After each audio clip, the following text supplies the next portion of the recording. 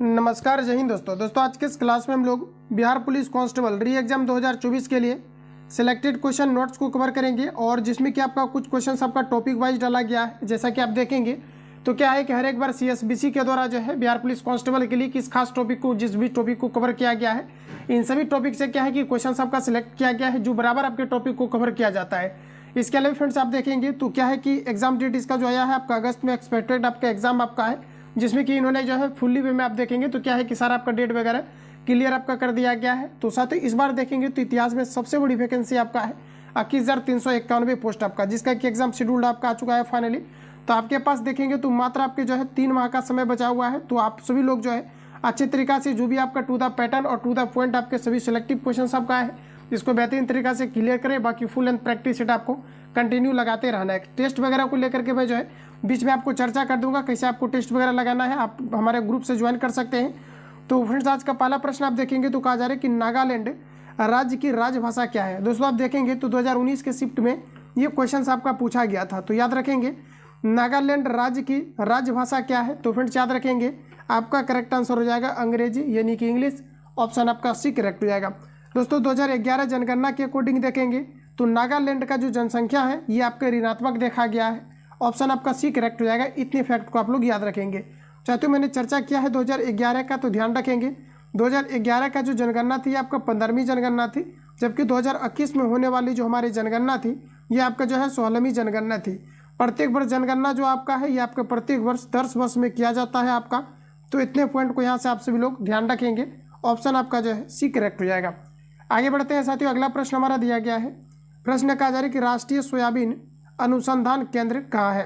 साथियों अगर राष्ट्रीय सोयाबीन अनुसंधान केंद्र की हम लोग बात करेंगे तो ये आपका इंदौर में है। कहाँ पर आपका है, तो इंदौर में है, बी करेक्ट हो जाएगा। सोयाबीन जो है आपका कहा जाता है कि सोयाबीन प्रदेश किसे कहा जाता है, कि आपके MP को कहा जाता है, मध्य प्रदेश को कहा जाता है। मध्य प्रदेश को टाइगर स्टेट के रूप में भी जाना जाता है। कान्हा राष्ट्रीय उद्यान आपके मध्य प्रदेश के अंतर्गत है।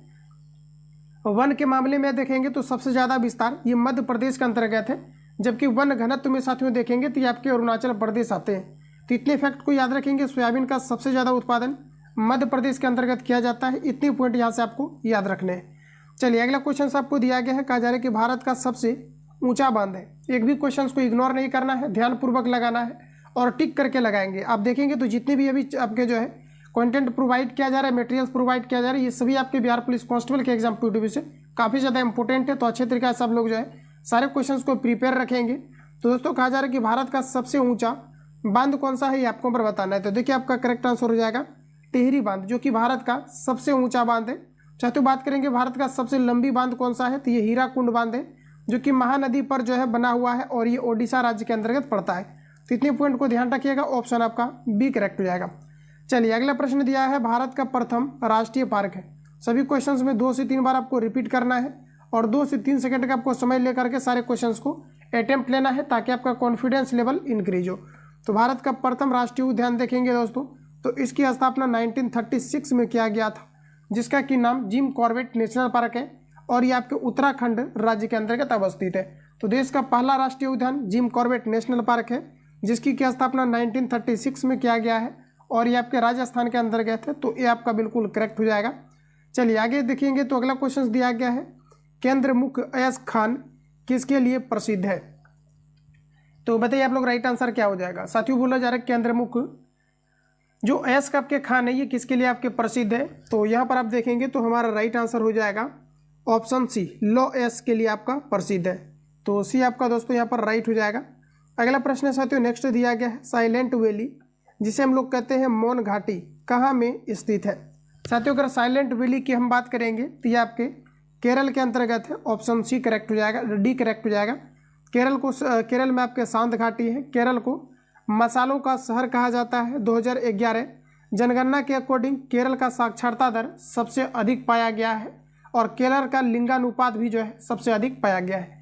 तो इतने पॉइंट को ध्यान रखेंगे, ऑप्शन आपका सी करेक्ट हो जाएगा। दोस्तों बात कर ले हम लोग रबड़ का उत्पादन सबसे ज़्यादा केरल के अंतर्गत किया जाता है। तो ये सभी पॉइंट आपको याद रखने हैं। अगला प्रश्न साथियों कहा जा रहा है कि नामथा जो है झाकड़ी जल विद्युत परियोजना है। देखिए नामथा झाकड़ी जल विद्युत परियोजना ये आपके कहाँ पर है, तो ये आपके सतलुज नदी पर है। डी करेक्ट हो जाएगा। सतलुज नदी पर नाफ्ता झाकड़ी जल विद्युत परियोजना बसा हुआ है, तो डी आपका जो है करेक्ट हो जाएगा। चलिए अगला क्वेश्चन की दोस्तों बात करेंगे तो कहा जा रहा है नागार्जुन सागर परियोजना किस नदी पर है। देखिए दोस्तों, नागार्जुन सागर परियोजना किस नदी पर है, इंपॉर्टेंट है, तो ये आपके कृष्णा नदी पर है, डी करेक्ट हो जाएगा। ये भी क्वेश्चन आपका रिपीट किया गया है, तो आप सभी लोग क्वेश्चन को रिपीट कीजिए। नागार्जुन सागर बांध किस नदी पर है, तो ये आपके कृष्णा नदी पर, डी आपका जो है करेक्ट हो जाएगा। अगला प्रश्न साथियों नेक्स्ट दिया गया है कोलार की खान किस लिए प्रसिद्ध है। देखिए साथियों, हम बात करेंगे कोलार की खान किस लिए प्रसिद्ध है, तो ये आपका सोना के लिए प्रसिद्ध है। भारत में देखेंगे तो सोना का सबसे ज़्यादा निर्यात कर्नाटक के अंतर्गत किया जाता है। कॉफ़ी भी आप देखेंगे तो इसका भी निर्यात जो है सबसे ज़्यादा उत्पादन देखेंगे तो कर्नाटक के अंतर्गत किया जाता है। ऑल ओवर वर्ल्ड में देखेंगे तो ये आपका ब्राज़ील के अंतर्गत किया जाता है। भारत में उगाए जाने वाले कॉफ़ी का मैक्सिमम प्रकार अरेबिका है, तो इन सभी पॉइंट को याद रखेंगे। ऑप्शन आपका सी करेक्ट हो जाएगा। कोयला का सबसे ज़्यादा उत्पादन झारखंड के धनबाद एरिया में किया जाता है। हीरा देखेंगे तो हीरा आपके मध्य प्रदेश के अंतर्गत किया जाता है। हीरा का अपवर्तनांक 2.42 होता है। पूर्ण आंतरिक परावर्तन के कारण से हीरा चमकता है। जबकि साथियों हम लोहा की बात करेंगे तो लोहा का उत्पादन छत्तीसगढ़ के अंतर्गत किया जाता है, तो ऑप्शन आपका डी करेक्ट हो जाएगा। इतने पॉइंट को ध्यान रखेंगे और ज़्यादा से ज़्यादा क्वेश्चंस को आप सभी लोग एनालिसिस करेंगे तो ऑटोमेटिकली आप देखेंगे कि नंबर आपका जो है काफ़ी ज़्यादा इंक्रीज देखने को मिलेगा। एलिफेंट जलप्रपात कहाँ में स्थित है, केरल, मेघालय, मणिपुर, मध्य प्रदेश। एलिफेंट जलप्रपात कहाँ पर है, तो ये आपका दोस्तों मेघालय के अंतर्गत है, तो भी आपका यहाँ पर जो है ऑथेंटिक आंसर हो जाएगा। चलिए अगला क्वेश्चन दिया गया हीराकुंड बांध कहाँ में स्थित है। देखिए अभी जस्ट मैंने आपको रिवील कराया है। हीराकुंड बांध परियोजना महानदी पर अवस्थित है जो ओडिशा राज्य के अंतर्गत पड़ती है, तो ऑप्शन आपका डी करेक्ट हो जाएगा। देखिए पूछा जाता है कई बार क्वेश्चन आपका कि जो कटक है, ध्यान रखेंगे कटक कहाँ पर है, तो देखिए कटक जो है ये चावल अनुसंधान संस्थान है और ये ओडिशा राज्य के अंतर्गत जो है कटक में पड़ता है, ध्यान रखेंगे। ऑप्शन आपका डी करेक्ट हो जाएगा। अगला प्रश्न दोस्तों नेक्स्ट दिया गया है पानीपत भारत के किस राज्य में है। चलिए इसका आंसर बताएंगे आप लोग। पानीपत भारत के किस राज्य में है ये आपको बार बताना है। तो साथियों यहाँ पर देखेंगे तो पानीपत आपका जो है हरियाणा में पड़ता है, तो सी आपका यहाँ पर जो है राइट हो जाएगा। अगला प्रश्न की दोस्तों बात करेंगे तो सरदार सरोवर परियोजना कहाँ में स्थित है। मध्य प्रदेश, गुजरात, महाराष्ट्र, छत्तीसगढ़। सरदार सरोवर परियोजना कहाँ में स्थित है, तो देखिए आपका राइट आंसर हो जाएगा गुजरात में। सरदार सरोवर परियोजना कहाँ में है, तो ये आपके गुजरात के अंतर्गत है। अगला प्रश्न हमारा दिया गया है, कहा जा रहा है कि वन अनुसंधान संस्थान कहाँ है। वन अनुसंधान संस्थान की फ्रेंड्स बात करेंगे तो ये आपके देहरादून में है, डी करेक्ट हो जाएगा। एक नज़र पढ़ते ही आपको सीधा आंसर दिखना चाहिए, इतना भरपूर प्रैक्टिस करो, तो ऑप्शन आपका डी करेक्ट हो जाएगा। चलिए आगे बढ़ते हैं। नेक्स्ट क्वेश्चन हमारा दिया गया है अयोध्या किस नदी के किनारे स्थित है। गोमती, सरयू, गंगा, घाघरा। देखिए साथियों अयोध्या किस नदी के किनारे अवस्थित है, तो ये आपका करेक्ट आंसर हो जाएगा सरयू, यानी कि भी आपका जो है करेक्ट हो जाएगा।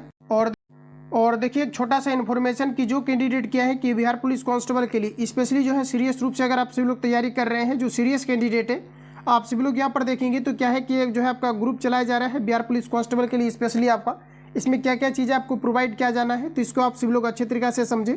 जिसमें कि साथियों आप देखेंगे तो इसका जो है मेनली आपका क्या है कि जिसमें कि देखेंगे तो आपका जो है एक आपको डेली बेसिस पर आपको जो है फुल लेंथ आपको प्रैक्टिस सेट आपको लगाना है, टेस्ट के रूप में आपको दिया जाएगा, जिसमें कि कंप्लीटली आपका टेस्ट आपका है, जिसमें कि आप देखेंगे तो आपका 100 क्वेश्चंस का आपको मिल जाएगा, जिसको कि आप विश्लेषण के साथ आपको जो है सारी चीज़ में आपको दिया हुआ रहेगा।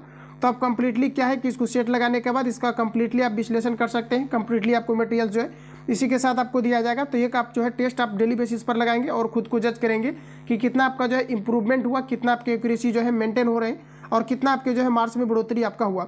इसके अलावा साथियों देखेंगे तो अलग अलग संस्थान में क्या है कि जो भी आपके संस्थान आपका चलता है इसका कंप्लीटली आपका टारगेट बेच का कंप्लीट आपको नोट्स प्रोवाइड किया जा रहा है, जिसमें कि आप देखेंगे तो ऑनलाइन या ऑफलाइन का कंप्लीटली आप देखेंगे तो जो भी आपका टेस्ट चलता है इसका कंप्लीटली आपको जो है ये आपका 3 तरह का आपको मटेरियल्स इसमें आपको मिल जाएगा, जिसमें कि आपका कंप्लीटली टारगेट बेच का नोट्स आपका प्लस जो आपको अभी रिसेंटली आपको प्रोवाइड किया जा रहा है सब्जेक्ट वाइज, प्लस आप देखेंगे तो टॉपिक वाइज और टू द पैटर्न और टू द पॉइंट जितनी भी आपके क्वेश्चन हो सकता है ये आपको नोट्स के रूप में अलग से प्रोवाइड किया जाएगा।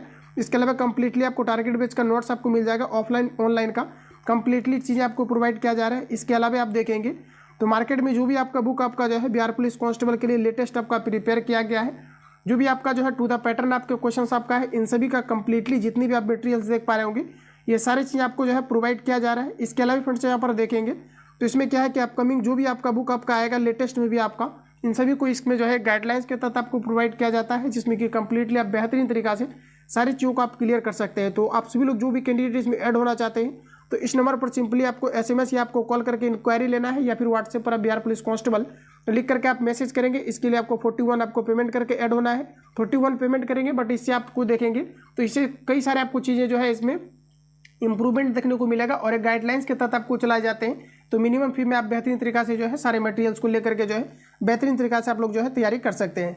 तो चलिए साथियों हम लोग क्लास को आगे जो है कंटिन्यू करते हैं।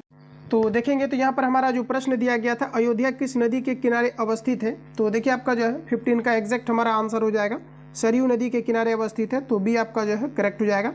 अगला प्रश्न की साथियों बात करेंगे तो कहा जा रहा है कि पोंग बांध किस नदी पर स्थित है। देखिए दोस्तों यहाँ पर क्या है कि जितने भी आपका परियोजना या आपके बांध से रिलेटेड है, या फिर आप देखेंगे तो कई सारे आपके जो है परमाणु रिएक्टर वगैरह हैं, तो इनसे रिलेटेड क्या है कि हर एक बार क्वेश्चन आपके आते हैं।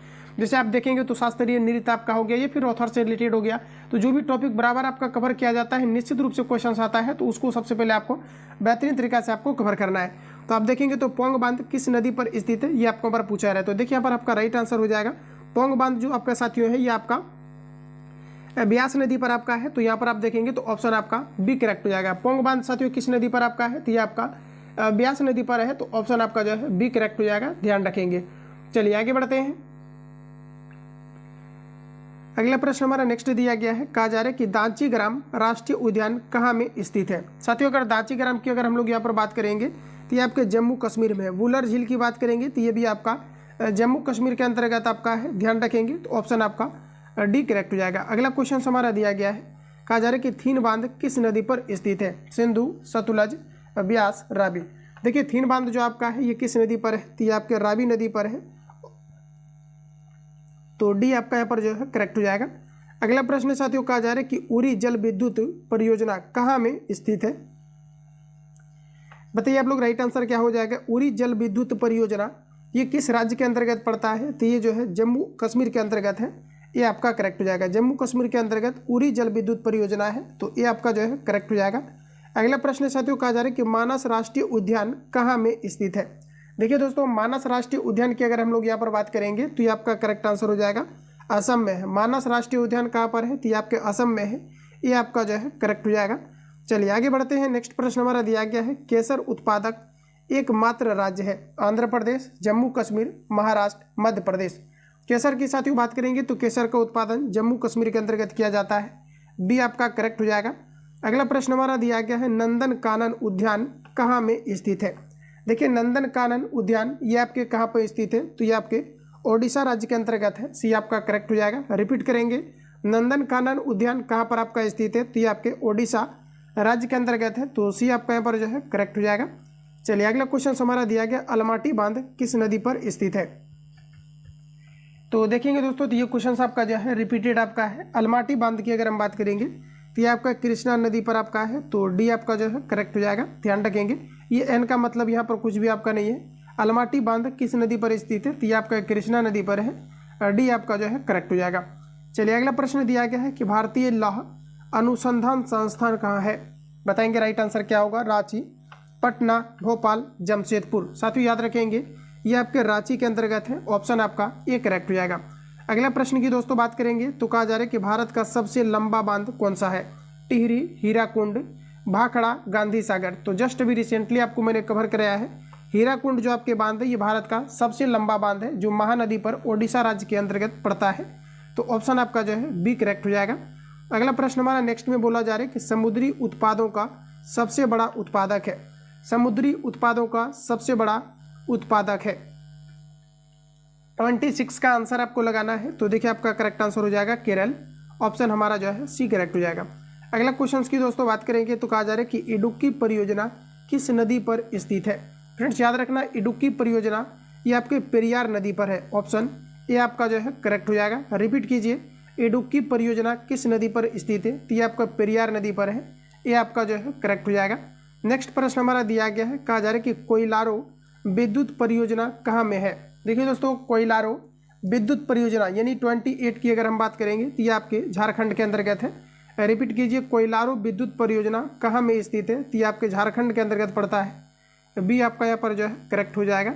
अगला प्रश्न हमारा दिया गया है, कहा जा रहा है कि हुंगडू जलप्रपात किस नदी पर स्थित है? देखिए फ्रेंड्स, अगर हम बात करेंगे हुंगडू जलप्रपात का तो ध्यान रखेंगे आप सभी लोग, ये आपका स्वर्ण रेखा पर स्थित है। देखिए हुंगडू जलप्रपात किस नदी पर आपका है? तो ये आपका स्वर्ण रेखा पर, ऑप्शन हमारा जो है सी करेक्ट हो जाएगा। चलिए अगला प्रश्न दोस्तों, कहा जा रहा है कि रणथंभौर राष्ट्रीय उद्यान किस राज्य में है? ये क्वेश्चन आपका रिपीटेड है, इसको आप सभी लोग भी रिपीट कीजिए। रणथंभौर राष्ट्रीय उद्यान किस राज्य में स्थित है? तो साथ ही यहाँ पर कर देखेंगे तो ये आपका जो है राजस्थान के अंतर्गत पड़ता है।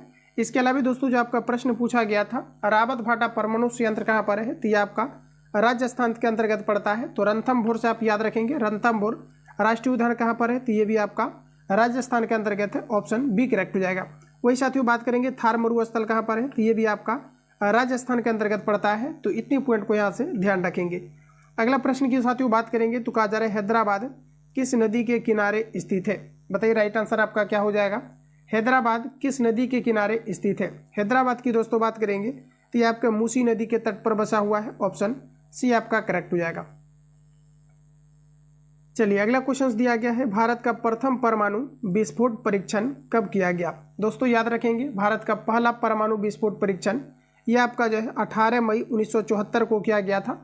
इसके पिछले सेट में आप देखेंगे तो इस क्वेश्चन को मैंने आपको रिवील भी कराया है मॉर्निंग वाला बैच में। आप देखेंगे तो पहला जो परमाणु परीक्षण किया गया था यह आपका 1974 में फ्रेंड्स किया गया था, ऑप्शन आपका ए करेक्ट हो जाएगा। ध्यान रखिएगा आप सभी लोग। चलिए आगे बढ़ते हैं। अगला प्रश्न हमारा दिया गया है, प्रश्न में बोला जा रहा है कि भारत का प्रथम जल विद्युत संयंत्र कहाँ में स्थापित किया गया था? भारत में पहला जल विद्युत जो संयंत्र है हमारा, ये कहाँ पर स्थापित किया गया था? तो ये आपका किया गया था दार्जिलिंग में। ध्यान रखिएगा, पहला जल विद्युत परियोजना कहाँ पर लगा था? तो दार्जिलिंग में, ऑप्शन बी करेक्ट हो जाएगा। अगला प्रश्न दोस्तों कहा जा रहा है कि पुष्कर झील कहाँ में स्थित है? देखिए साथियों, अगर हम बात करेंगे पुष्कर झील कहाँ में स्थित है आपका, तो ये आपका जो है अमेजन में है। पुष्कर झील कहाँ पर है? तो ये आपके अमेजन में है, ऑप्शन ए आपका जो है करेक्ट हो जाएगा। नेक्स्ट प्रश्न हमारा दिया गया है, कॉफ़ी का सबसे बड़ा उत्पादक राज्य कौन सा है? अभी जस्ट मैंने आपको रिवील कराया है कॉफ़ी से रिलेटेड। अब देखिए आपका कितना मेमोरी पावर है। तो देखिए साथियों, आपका करेक्ट आंसर हो जाएगा कर्नाटक में। देखिए कई बार क्वेश्चन पूछा जाता है भारत में उगाए जाने वाले कॉफ़ी का मैक्सिमम प्रकार क्या है? तो ध्यान रखेंगे अरेबिका है। ध्यान रखना साथियों क्या है? तो ये आपका अरेबिका है, ध्यान रखेंगे।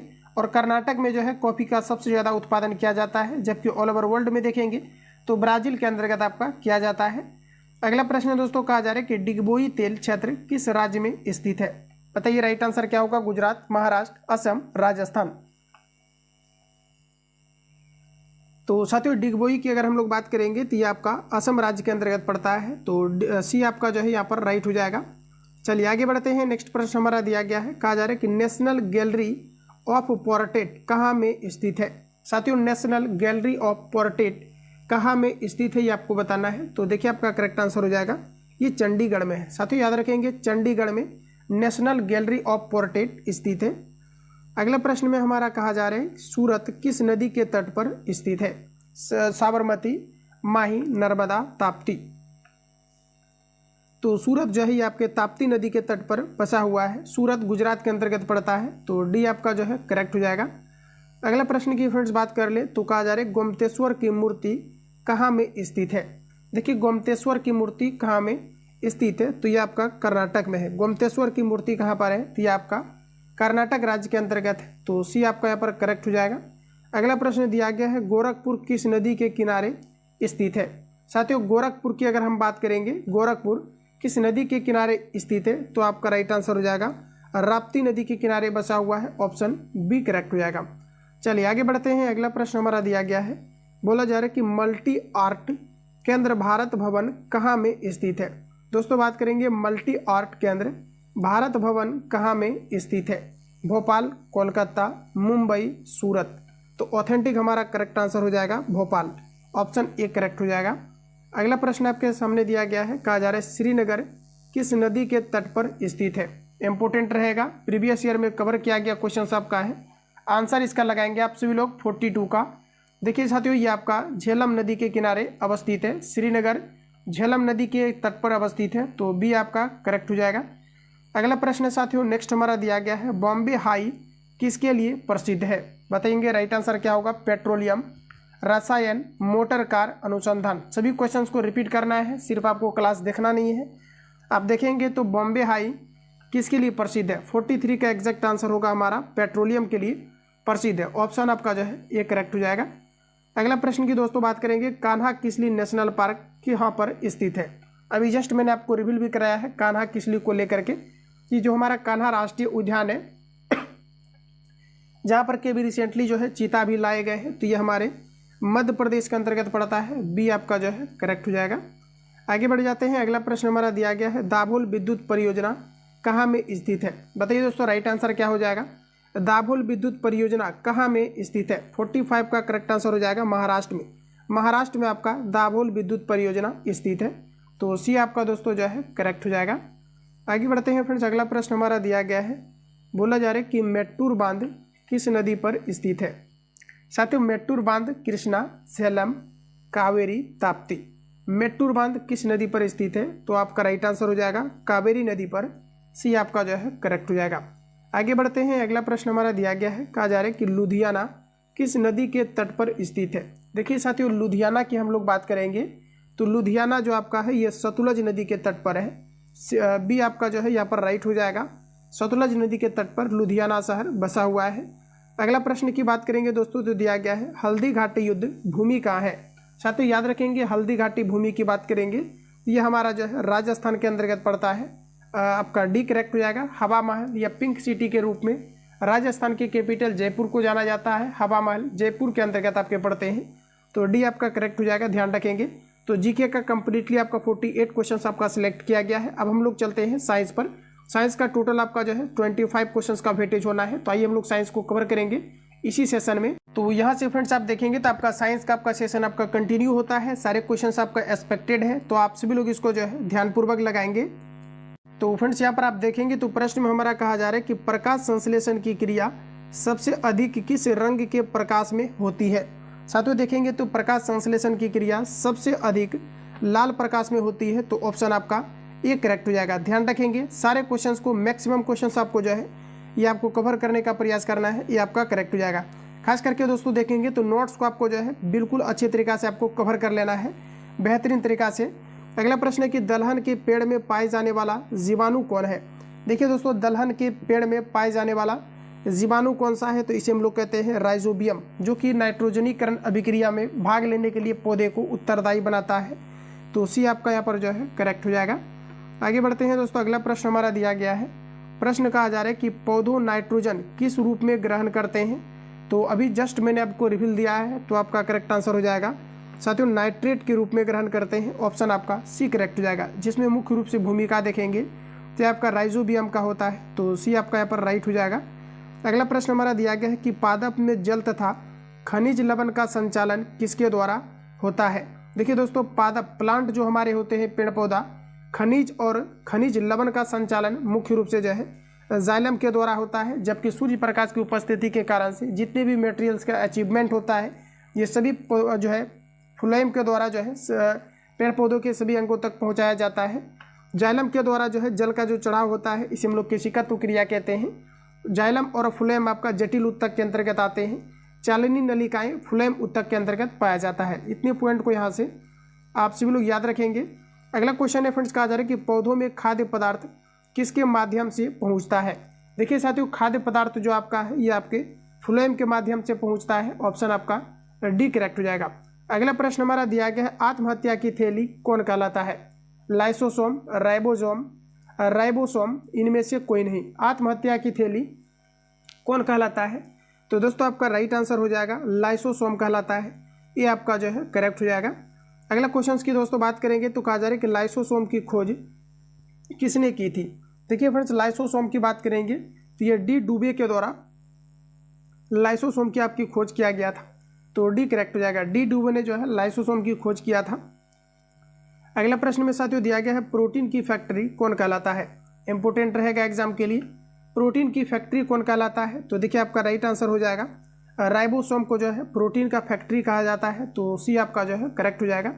आगे बढ़ते हैं फ्रेंड्स। अगला प्रश्न दिया गया है, प्रोटीन का संश्लेषण किसके द्वारा होता है? देखिए साथियों, प्रोटीन संश्लेषण मुख्य रूप से आप देखेंगे तो आपका राइट आंसर हो जाएगा राइबोसोम के द्वारा प्रोटीन का संश्लेषण होता है। देखिए साथियों, याद रखेंगे प्रोटीन सबसे ज़्यादा सोयाबीन में पाया जाता है। ध्यान रखेंगे, प्रोटीन सबसे ज़्यादा सोयाबीन में पाया जाता है। और छोटे बच्चे में जो है प्रोटीन की कमी से जब बीमारी होती है तो इसे हम लोग कहते हैं क्वाशियोरकर, और बड़े व्यक्ति में होता है तो इसे हम लोग कहते हैं मेरस्मस। तो इतने पॉइंट को यहाँ से याद रखेंगे। अगला प्रश्न में हमारा दिया गया है डीएनए संश्लेषण का प्रतिपादन किसने किया? बताइए आप लोग, राइट आंसर क्या हो जाएगा? डीएनए संश्लेषण का प्रतिपादन किनके द्वारा किया गया? तो देखिए आपका जो है कॉर्नबर्ग के द्वारा किया गया था डीएनए संश्लेषण का प्रतिपादन। तो आपका सी जो है करेक्ट हो जाएगा। अगला प्रश्न में हमारा दिया गया है प्रयोगशाला में सर्वप्रथम जीन का संश्लेषण किसने किया था? ये सभी क्वेश्चंस आप देखेंगे तो जनरली आपका जो है पूछा जाता है। तो याद रखेंगे प्रयोगशाला में जो है जीन का संश्लेषण करने वाले पहला जो व्यक्ति थे साथियों, याद रखेंगे ये हरगोविंद जो है खुराना थे। तो यहाँ पर आपका डी जो है करेक्ट हो जाएगा। नेक्स्ट क्वेश्चन दिया गया है बच्चों का लिंग निर्धारण किसके गुणसूत्र से होता है? बताइए आपका राइट आंसर क्या हो जाएगा? तो यहाँ पर आपका exact answer option A correct हो जाएगा। आगे बढ़ते हैं। नेक्स्ट प्रश्न हमारा दिया गया है मधुमेह रोग किसकी कमी के कारण होता है? देखिए मधुमेह रोग जो होता है जिसे हम लोग कहते हैं डायबिटीज, ये मुख्य रूप से जो है इंसुलिन के जो है कमी के कारण से होता है। और इंसुलिन का अल्पस्रावन जो है अग्नाशय से होता है। आप देखेंगे तो कई बार क्वेश्चन हमारा आता है हमारे बॉडी का दूसरी सबसे बड़ी ग्रंथि क्या है? तो अग्नाशय है, जहाँ से कि आपका इंसुलिन का स्राव होता है। तो ऑप्शन आपका जो है सी करेक्ट हो जाएगा। नेक्स्ट क्वेश्चन दिया गया इंसुलिन शरीर में कहाँ बनता है? अभी जस्ट रिवील कराया है अग्नाशय में। तो बी आपका जो है करेक्ट हो जाएगा। चलिए अगला क्वेश्चन हमारा दिया गया है कहा जा रहा है कि दूध में कौन सा विटामिन नहीं पाया जाता है? तो साथियों याद रखना विटामिन ए दूध में पाया जाता है। इसके अलावा आप देखेंगे तो बी भी पाया जाता है, डी भी आपका देखेंगे तो पाया जाता है। लेकिन विटामिन जो सी हमारा है ये दूध में नहीं पाया जाता है, ये केवल खट्टे फलों में पाया जाता है। तो ऑप्शन आपका जो है सी करेक्ट हो जाएगा। अब विटामिन सी देखेंगे तो आंवला में सबसे अधिकतम मात्रा में पाया जाता है, जबकि विटामिन ए गाजर में सबसे अधिकतम मात्रा में पाया जाता है। विटामिन बी केला में पाया जाता है। विटामिन डी जो है मछली के तेल और सूर्य प्रकाश की उपस्थिति में पाया जाता है। तो इतने पॉइंट को आप लोग यहाँ से ध्यान रखेंगे। अगला प्रश्न में हमारा दिया गया है मानव मूत्र में कौन सा विटामिन उत्सर्जित होता है?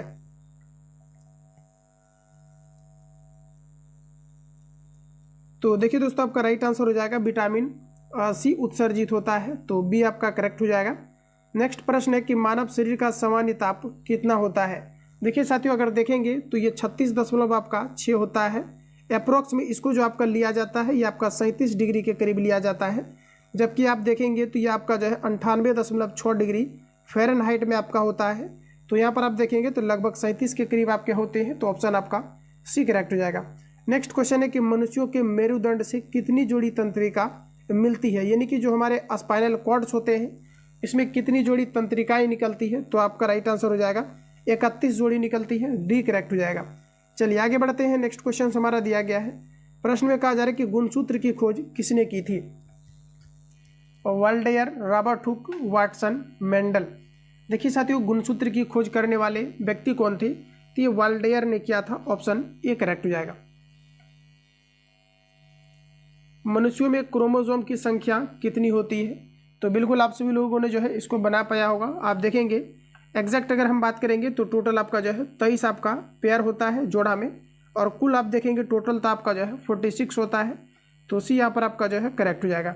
सबसे छोटी जीवित कोशिका क्या है? बताइए करेक्ट आंसर क्या होगा? माइकोप्लाज्मा, शुक्राणु, आरबीसी, डब्ल्यूबीसी।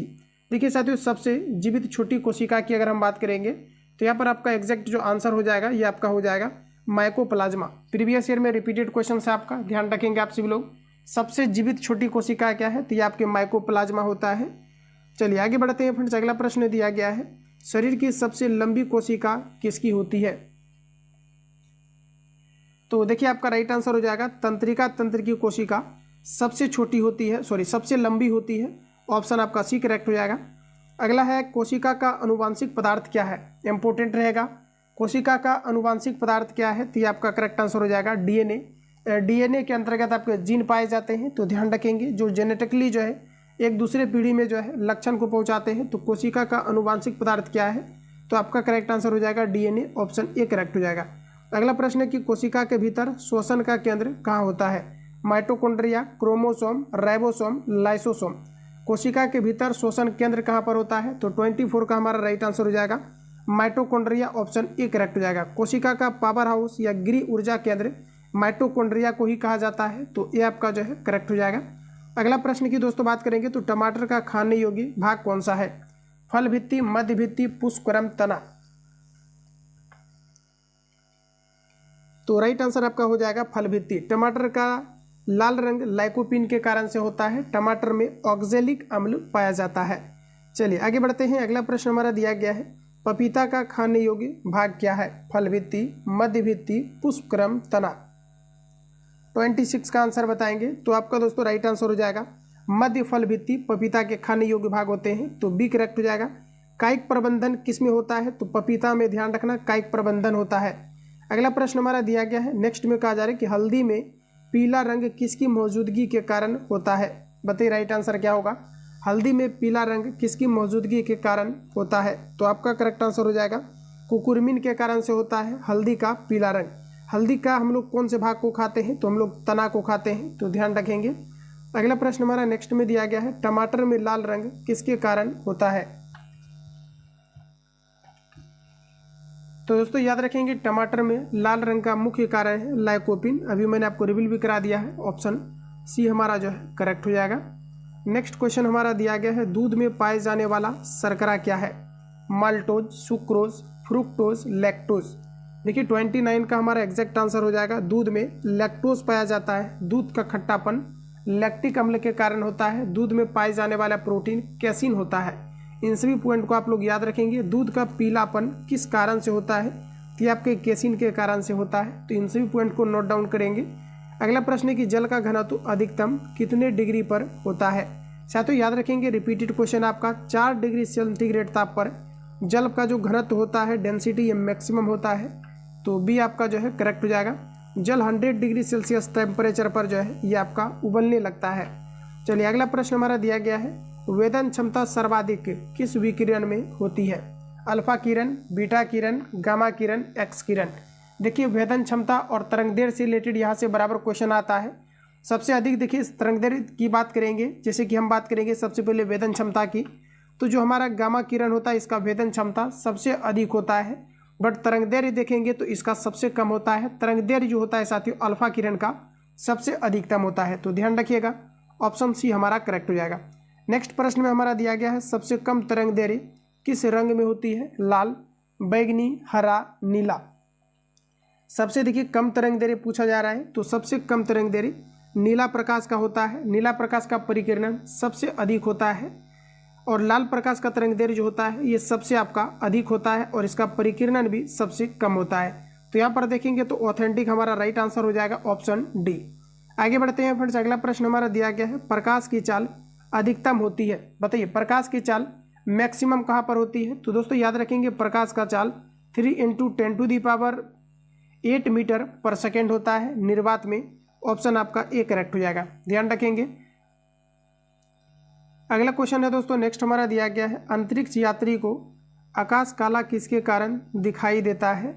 तो देखिए अंतरिक्ष में वायुमंडल ना होने के कारण से रिफ्लेक्शन ऑफ लाइट की घटनाएं नहीं होती है। प्रकाश परावर्तन ना होने के कारण से यह आपका करेक्ट आंसर हो जाएगा उद्दीपन, ध्यान रखेंगे।